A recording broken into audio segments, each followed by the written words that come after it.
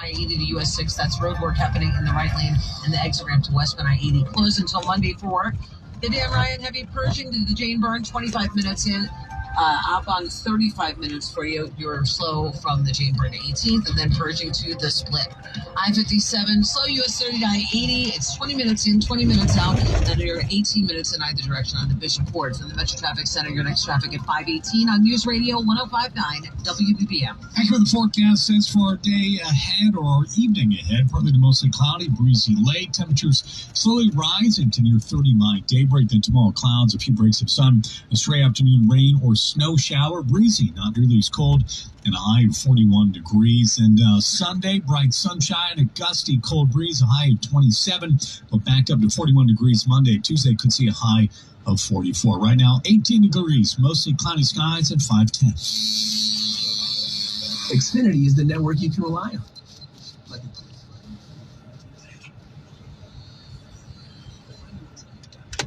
So that's what we're talking about. I just made a video on Michigan Avenue going south from Randolph. Now we're going north on State Street from Ida B. Wells, right? And you see the same thing. There's no one here, right? Not only is there no one here, but that whole block there's no stores open. They're all closed. You see that whole block there? Those are all closed stores. It's 5:10 p.m.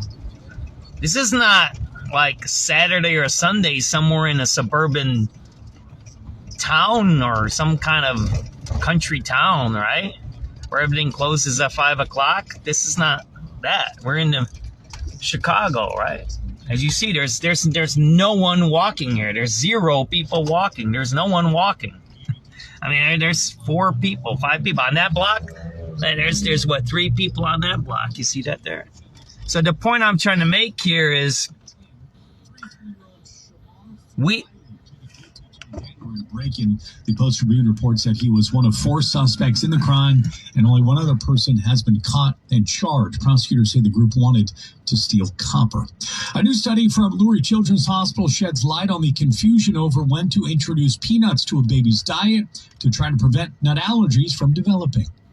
The study, published in JAMA Network Open, found many parents have questions about the purpose, risk, and timing of early peanut introduction guidelines and could benefit from more support and information from pediatricians. According to the study's lead author, peanuts should be introduced to a baby's diet as soon as they start eating solids, and parents should continue feeding babies peanut foods twice a week through their first year and continue into their toddler years. Research shows peanut allergy development can be reduced. So what we have this traffic jam here. Why? Because there's the construction stuff up there. Remember, I keep showing you guys that?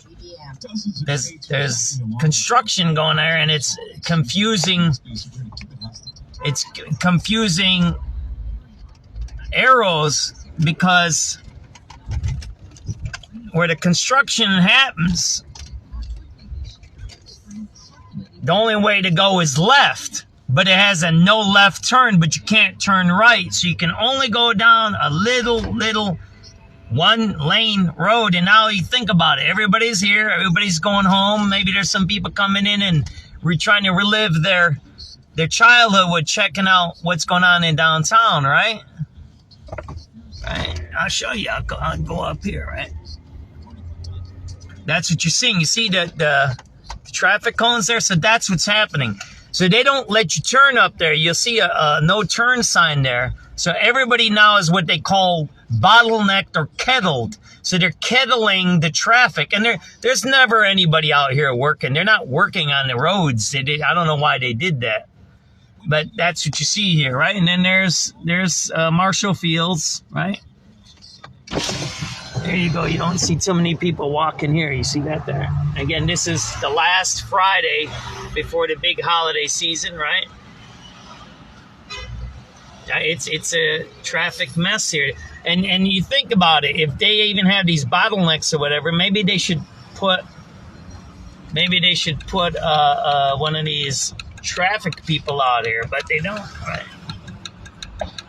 I don't know what you're doing, my brother. Yeah, there you go. You know what I mean? At least have, what do you call it? A traffic person out there guiding the traffic, but they don't. See that? So on that street, you see that's a westbound one way over there. But they have these cones that say you can't turn. So basically, if you wanted to do something here, you can't do anything. You have to go straight into that one lane road here. I'll show you this, right? I'll show you this, right? This is the way the city set this up on the holiday weekend. See that here? Look. Right there. See that there? That's what we got now, right? So everything's jammed. And then if the bus is picking up passengers, they don't go forward, right? So there's a little bit of weird. I can smell the weed again here, right? There's weed smell all over here, right? You can smell the weed. So if you're coming downtown and you don't like weed smell, then you're going to smell it, right?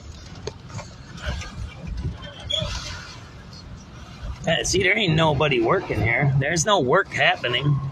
You can look at all my videos. You see that none of that's been touched. So, and then you come here after the bottleneck. There's no traffic here, so it's like fake.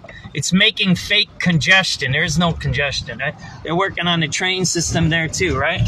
So there you go. That's northbound State Street from Ida B. Wells. We're all the way up to Wacker Drive up here. So you just went through the loop, State Street. It is now 5:15 p.m. December 19th, 2025. The last work Friday. We call it the work Friday of the year. Yeah, some people will work next Friday, they do, but most companies, the office guys aren't in. So there you go.